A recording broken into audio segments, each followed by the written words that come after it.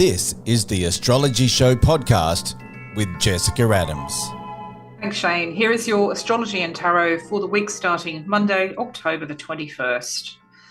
Do you have Scorpio chart factors? Well, Mercury in Scorpio from Monday brings letters, emails, or important phone calls regarding the money, property, valuables, or charity, with signatures on the way. From Wednesday, it's your annual maintenance check about all of this, but it's over by the third week of November. Famous birthdays include Julian Cope on October 21, who is 67. Lux Interior would have been 78 on the same day. Pauline Black is 71 on October 23, and Chrissy Amplet would have been 65 on October 25. Happy birthday, Chrissy. Babies born this week have Mars in Cancer. They are natural decorators, renovators, and homemakers, and will do it twice as fast as everyone else. As children, they will be instant Lego experts. If it's your birthday, then happy birthday. You are third decan Libra or first decan Scorpio. If the former, then children or teenagers have the power next year, but you need to share it.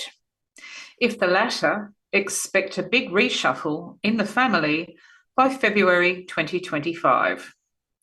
Your tarot this week is Aries, Temperance, Taurus, the Wheel of Fortune, Gemini, the Ace of Wands, Cancer, the Moon, Leo, the Sun, Virgo, the Three of Cups, Libra, the Devil, Scorpio, the Four of Wands, Sagittarius, the Ace of Pentacles, Capricorn, the Queen of Wands, Aquarius, the Six of Cups, and Pisces, the Two of Swords. Aries. Well, Proserpina, Mars, and Panacea are in Cancer. This week is about the property or one side of the family tree or the other. You may be affected in terms of location, your town or country, the people, the relatives, your culture, history, and heritage, or for more practical reasons like a mortgage. Your ruler Mars is in Cancer for a reason, and this is your ruler, all about heat, speed, and action, but it will go backwards.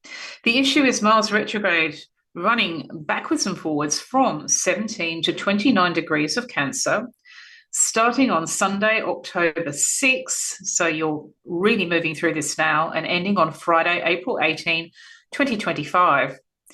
People move out, move in, and then it's stuck or even reversed, cancelled perhaps, so be aware of that until April. Renovations can stall or home repairs. The family is also ruled by Cancer, as I've mentioned, so let's look at Mars with that as well as these asteroids, Proserpina and Panacea. For a start, there is a go-between in a situation with the family, the household, the house, or the flat. A person bridging the gap between two powerful sides, or alternatively, two powerful organisations. Then you have Panacea, so there is a solution here, but is it right or wrong? It's a remedy, but it's also a moral or ethical grey area.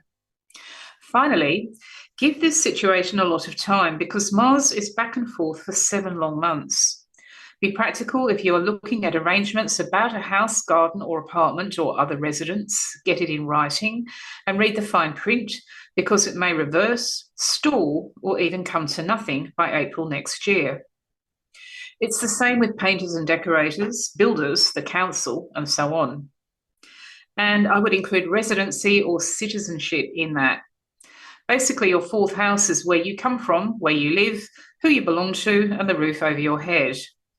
Mars is a symbol of fight or flight, action, not words, speed, and heat. And when he's doing all that backwards, you really don't want to cast the first stone or throw one back, because the rocks could be going backwards and forwards, Aries, as late as April next year, near your birthday. If you have Cancer natal chart factors, then double that message because it's also happening in your birth chart as well. It's not the only story in your life, but because you're also having this rather unpredictable financial transit with Uranus in transit through Taurus until next year, The stage is set for the unexpected and the extremely unlikely and unusual.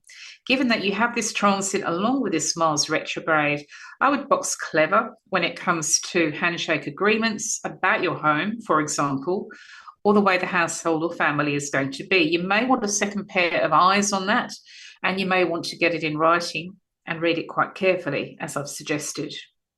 Taurus. Well, the Sun enters Scorpio, your opposite sign, on October 22. All eyes are on the pair of you. So that is your marriage or your work partnership. It may be a platonic duet. If it's a battle, which can also happen, then it may be your divorce or a professional rival. It may be a love triangle. The new moon in Scorpio on November 1 is up ahead.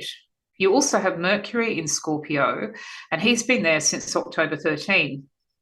So it's time to talk to this person and about this person, whether they are on your side and part of a pair with you or on the other side and very much against you. It will be over fairly quickly, but this week kickstarts it. This is a short-term transit, but it's of more importance if you have Libra factors in your birth chart, in which case you are slowly signing off from karma with your other half or the other side, and that ends next January 2025. That's because the South Node in Libra, currently in your natal 7th house, disappears from January.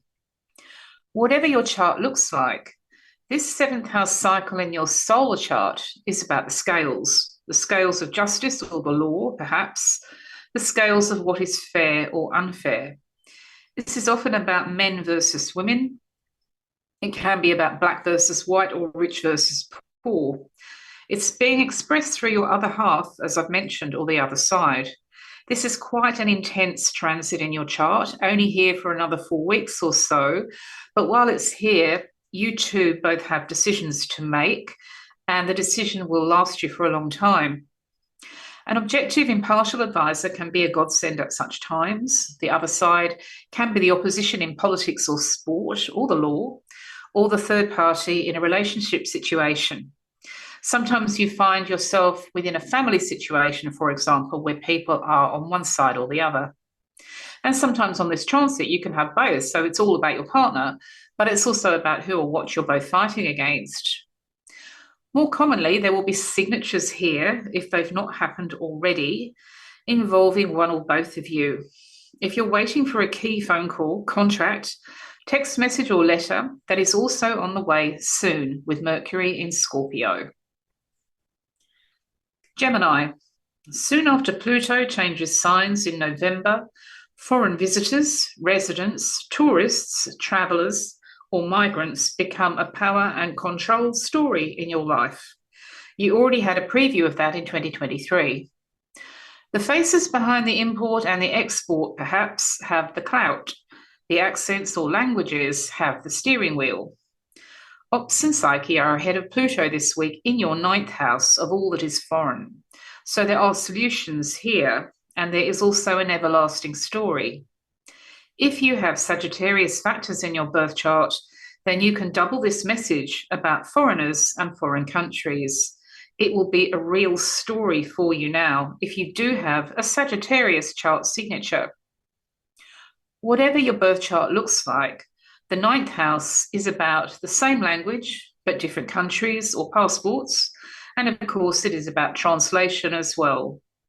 Now, Pluto in Aquarius is really about figuring out the balance of power with the person, the group, or the country. And that's ongoing. It will be set up this week, intensifying as you go into December, January, and February next year. And the decision that you sign off from then will have to last you for several months. So this week is a bit of a nod to the future. Pluto is always about power and control, and to find it, you have to use your willpower. I would expect this to be gathering speed for you now, with a real bump in mid-November, then another bump in early December. Think of it as careering along a new road, a new journey. There would be another moment in late January when the Sun enters Aquarius, and by February 2025, you will have a totally new setup in your life, Gemini. Many Geminis will relocate or emigrate next year, as a result of this transit or commit to life-changing travel. You can also travel in the mind, of course, and universities are full of overseas students. Pluto is an odd one. He is relentless, intense, challenging, and demanding. He confronts you with people, organisations, or situations which try to take over. In return, though, when you push back and find the willpower, you become permanently powerful yourself.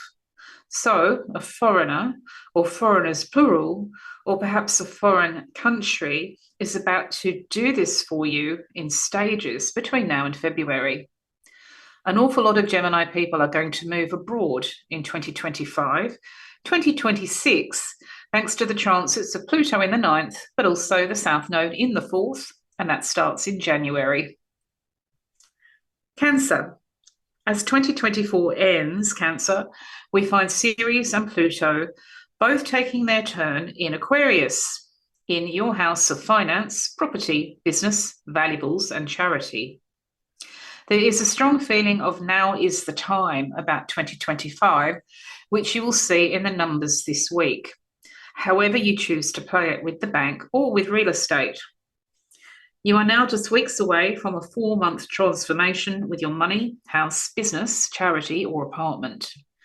You also have a pretty long Mars retrograde in Cancer in your natal 4th house of home and family, household and real estate. And that's where your sun is natally. So take your time as you get into this, no matter if it's renovation, repairs, Airbnb, property sale or purchase, rental, and so on. It is actually going to take longer than you thought. Mars won't budge from Cancer, your own sign, until April next year. So bearing that in mind, if your budget is revolving around a house or apartment, land or similar, count on a long process. November through February will be intense. There will be total change then and a new setup as you go from January into February. And yet one situation affecting your sense of place, your home, hometown or homeland, will be back and forth until April next year. Going back to the finances, which of course involves a relative, your partner, or another important relationship, it looks as though you're slowly developing real power, self-control, willpower, and quite formidable strength over a long period. In fact, you haven't even really got started. Nobody would expect you to jump into this over the next few weeks and get it right from the get-go. However, the self-discipline when you're being pushed and pulled over finance or property is the key, and you likely will start pushing back pretty soon. That requires great self-control, as I've mentioned, and yet you also end up with genuine long-term clout as a result. In fact, you could become a financial force to be reckoned with in 2025 if you are prepared to hold the reins and manage your own path with this. Pluto does make you stronger if you push back. Leo. She or he who matters so much just about sums up this week. Ahead of Pluto in Aquarius in November, you have Ops and Psyche also in Aquarius, which rules your other half or the other side. You also have Venus and Bacchus in Sagittarius, which rules the bedroom, courtship, and children.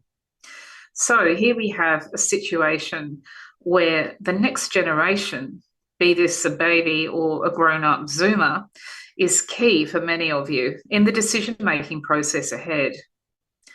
Pluto will be in Aquarius, the bigger story, from next month for about 20 years. Mercury is in Sagittarius from November 2, so the step parenting or perhaps the pregnancy issue, your child's education and so on, is a talking point well into next month. Pluto in Aquarius is the main focus though, Leo, so although the micro discussion is about babies, infants, children, teenagers, Zoomers, the macro discussion is very hard to put into words as so much of it is about what you feel. And that's the basic fact that between November and February 2025, you will have to deal with questions about who or what has the upper hand. This can be for all sorts of reasons. I'm sure you can see why this cycle is associated with separation and child support. As much as it's linked to marriage and pregnancy, or blended families after a new relationship begins. This Pluto transit is something that landed before, then went away. Well, it's back in just a few weeks, and this week points you towards it. You will need to manage yourself and your world very tightly in order to find your own power. The other person involved, whether it's your other half or the other side, will likely be the Pluto figure. So they're either going through a massive change from mid-November, or you just happen to be with somebody who is rather controlling and very driven. Take your time with this, Leo, and proceed with great care and thought.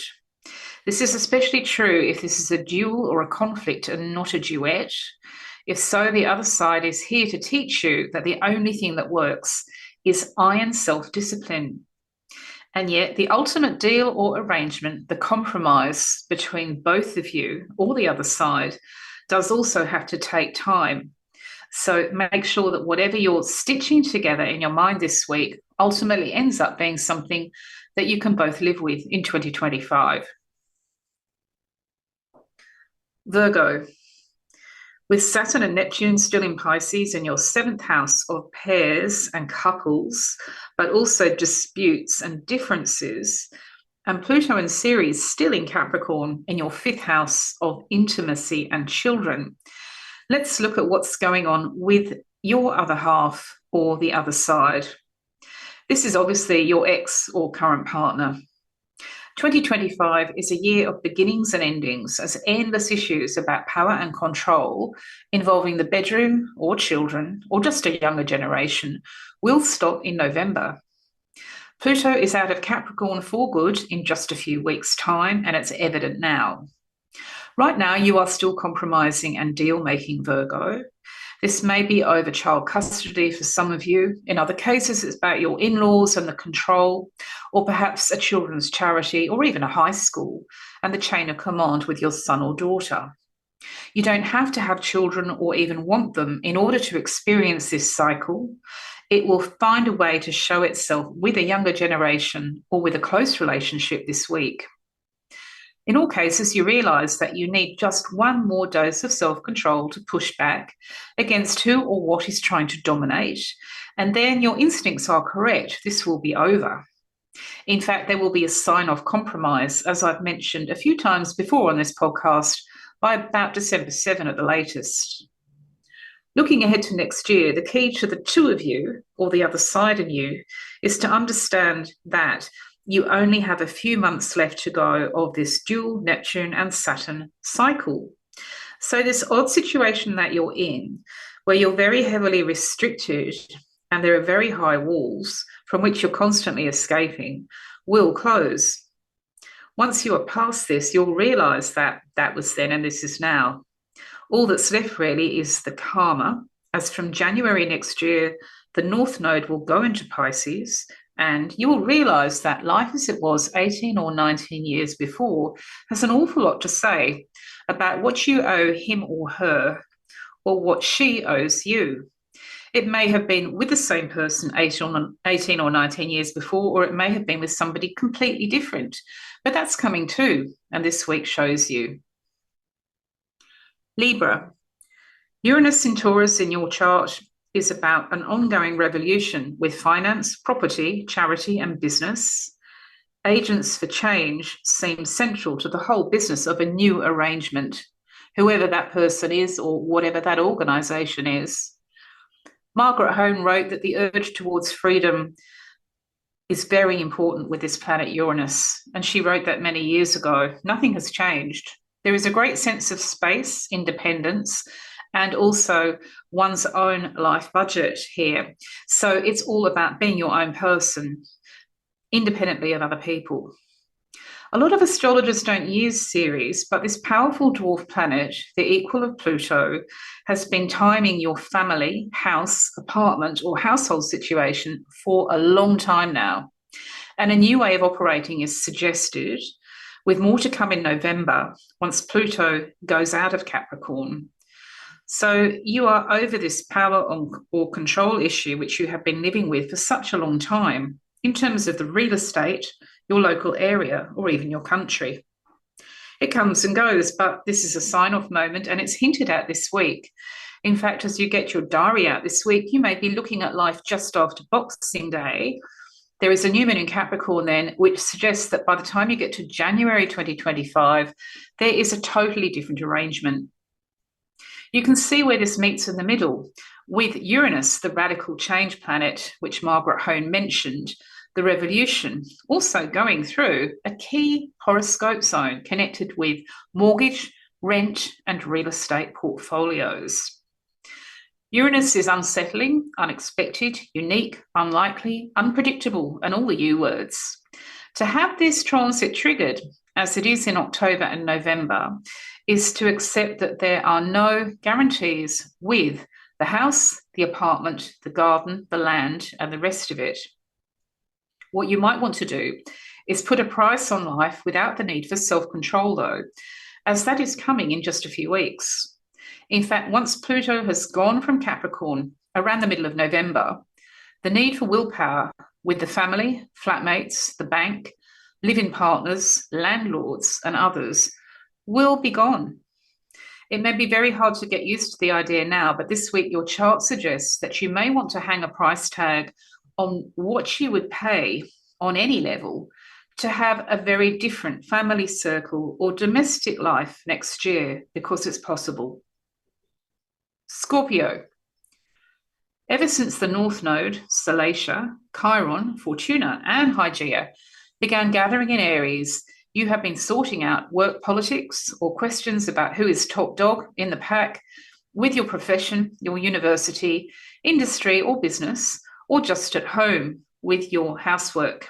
Now you are moving into the acceptance zone, as from January, a seriously stuck situation ends. The North Node is out of Aries. You're into new territory then. Maybe you already know that, Scorpio, as you are planning on resigning, retiring, or looking for a new job next year. For some of you, health has got in the way of work or study. That can happen too on this cycle. And again, next year would be in your diary for final outcomes. 2025 looks quite different in all cases. Saturn and Neptune go into Aries next year. That's historic. And so does Ceres, triple whammy. So if you're expecting work, unpaid work, or academia next year to be the same as this year, that's completely wrong. It's more useful this week to understand that it is all going to change. So have a look at your service, duty, lifestyle, your duty to your own health, duty to your own mental health, self-care, daily routine, and chores and tasks. You can't really be Jeeves on this transit and look after Worcester's hangover if you are feeling poorly yourself, and you can't be Jeeves if you can't get out of bed. The sixth house of your chart is all about this kind of relationship. It's all about service and duty, but first of all, it has to be to yourself. The sixth house of your chart, which I've been talking about, will show up in January 2025 with a bang, and there's a pointer to that this week, so it may even be in your diary or perhaps at the back of your mind. Ultimately, what you'll realise is that your work has to satisfy you, be it unpaid, paid, or academic, and those whom you serve have to be worth serving. In astrology, health and well-being on all levels is always the clue. If that is obstructing service and duty, then there is maybe an unconscious issue about what you owe others. As The Clash once said, who gives you work and why should you do it? All of this will be swirling around in the ether this week, and you may as well get stuck into it now, because from January, your chart suggests you'll be living with the choices that you make. Sagittarius, when it comes to work, be it paid or unpaid, a bolt from the blue is nothing unusual. You've had a few of those since 2018 as Uranus transits your solar sixth house. It may have been COVID in 2020 as an example. At the moment, you not only have this ongoing up and down, backwards and forwards, sideways cycle affecting your daily routine, you also have a huge, great Pluto transit in Capricorn, in your career zone, in your natal chart. And that's coming to an end in just a few weeks. In fact, this week, November is calling you. Accepting a new employer, colleague, staff member, boss, or other leader might be the only thing you need to be free. A change at the top next year is entirely possible, or a reshuffle around you or within your chosen industry. We're also going to see a change in the balance of power in November, which will permanently alter everything for you. If you have anything in Capricorn in your birth chart, you can double that message. What you're going to see in 2025 is new room to do things very, very differently in the name of work. It's about your lifestyle, really, and being more independent and having more room to move. Your daily routine, even though the idea of any routine at all has been laughable for years, will in fact once more reshape itself. And there are clues about that this week. What you started in 2018 was a freedom road, even if you didn't know it at the time. And that's still the case this week. The road does not end until next year, but some of the choices that you're slowly putting together will have a great deal to do with just how much of a free agent you end up being. A lot of people go freelance on this transit, and some people make sudden decisions to switch profession. In other cases, there are sudden resignations or retirement offers. All sorts of possibilities here, including job sharing and even radical moves if you've left it too late for too long. All of this is bubbling under. For many of you, it will be a November choice. In other cases, it's coming in 2025, but this week will give you a bit more information. Capricorn. Jupiter in Gemini in your sixth house of work, unpaid work, and academia does rather suggest something long overdue as the year ends, and it will represent a great leap forward for you. You also have Pluto leaving your natal 10th house of ambition, position, and mission in just a few weeks. So November is a major sign-off from years of power and control questions in your profession or your chosen field. This is personal for you as you were born with the sun in Capricorn in the 10th house in the natural house system. So life since 2008 has taught you so much about politics. It's taught you about where there is room at the top and also social mountaineering, top people, top and bottom of a system and the rest. And this is going on this week as well. But you already know perhaps that in November, an era is over. Margaret E. Hone associated Pluto with beginnings and endings and all that is revealing. She also associated Pluto with quick, eliminative, getting rid of action. Now, that was written in 1951. How extraordinary that all these years later, Peg Hone is correct about the next few weeks of your life. You will see evidence of this in your professional or other field this week. If you look towards the future, then by May next year, all the opportunities and improvements in your lifestyle, daily routine, and job satisfaction are on offer, and you may already be thinking about retiring or resigning, taking a new job or promotion by next year. You might just want to switch hours or people. This week shows you what is possible thanks to information that wasn't there before. Aquarius. This is a long Uranus cycle in Taurus, and this may be why particular situations which involve the family, your domestic life, your hometown and country feel so familiar. You have been here before. It's about your freedom and your space and your independence. These issues likely involve the family or others you share your home with or depend upon, like a landlady.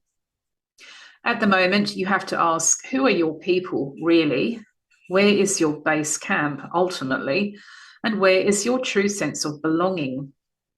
Given that Uranus in Taurus in your solar chart in the 4th house and Mars in Cancer retrograde in your natal chart also in the 4th house, this is going to be quite a few months of action for you, but it may also be stop, start, and reverse, go slow. In fact, you may not end up ultimately with the final arrangement domestically until you get towards the middle of next year. This is going to run until April next year with Mars retrograde. If you have anything in Cancer in your birth chart, then this will be personal for you. Mars is also associated with action, not words. It is associated with heat and attack and defense mechanisms. So you're quite right to think that this is going to have an impact on the people at home or the extended family. Be very careful with what you start or begin because it will go on longer than you thought, especially if you have anything in Cancer in your birth chart. But Uranus in Taurus in your solar chart is a sure sign that everything leads towards having some sort of final revolution. You've already seen one or two, and you have at one point seen your entire world turn upside down. Well, revolution is not always necessarily disruptive. Sometimes the ground has to be shaken up for a reason. And what you're being shown this week is that if you leave things open, this does end up in liberation for you. And that's what matters to you more than security next year. Pisces. Proserpina, Mars, and Panacea are all in Cancer now. New babies or adoptions are in store for so many Pisces people by April next year. Cancer in your chart rules the 5th house, babies, infants, school children, teenagers, and a younger generation. What you're going to see is backward and forward action regarding this until next April. This long stay of Mars, the action planet, with other factors all moving through your zone of parenthood, suggests reversals and delays, so bear that in mind. This is also where we find your godchildren, nieces, nephews, grandchildren, and stepchildren. It's not a strict rule of this transit to see pregnancies or adoption or IVF, but it is extremely common. Again, there will be stop-start or reversals here until around Easter next year. Plan accordingly, Pisces, as not everything is going to be in chronological order, whether it is your son's university course or your girlfriend's children from another marriage. Sometimes the issue is broader, so it's the next generation as a whole, a children's charity or a school, for example. And again, what you're looking at, particularly this week, is a line that goes zigzagging across the calendar, not in a straight line.